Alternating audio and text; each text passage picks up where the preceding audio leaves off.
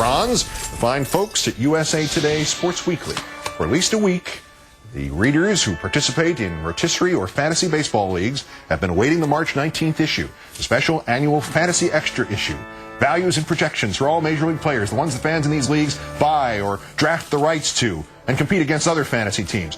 But the 19th passed and no copy of it appeared, and the 20th, none, not in New York City anyway. Friday, Saturday, Sunday, Monday. What today suddenly appeared on New York newsstands? The Fantasy Extra.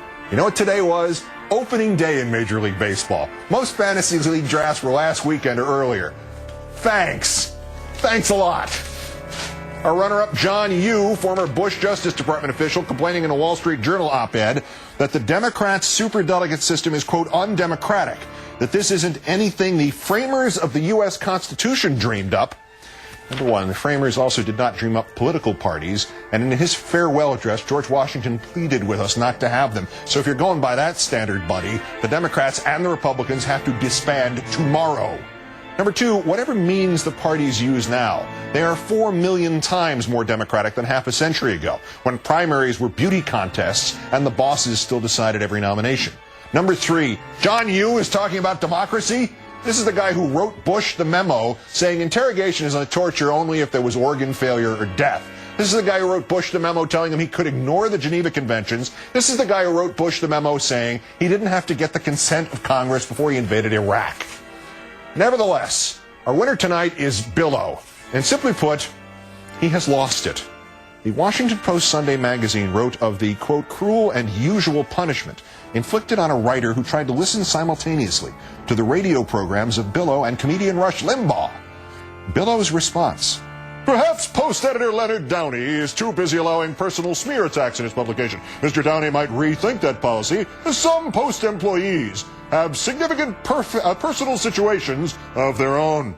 They are using their magazines and their book review to smear people in very, very ridiculous and unprofessional ways. Mr. Downey had better knock it off, or we're going to have to start to take a look at him and his people. I'm as serious as a heart attack. If the Washington Post keeps it up, there are going to be some pretty interesting things being reported on them. Blackmail. He's trying to blackmail the Washington Post into not criticizing him. He tried it with NBC and got knocked flat on his ass. I mean, those quotes could have come straight from Joe McCarthy just before he was consumed by the delirium tremens. You know what the Washington Post should do? It should do a multi-part series on whether or not any right-wing cable show hosts have gone crazy, clinically insane. You know, a couple of articles exploring this topic, like 32 or 33 of them.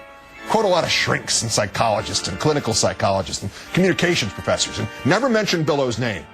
Oh, and body language experts. Quotes a lot of body language experts, too. It'll drive him right out of his capsule.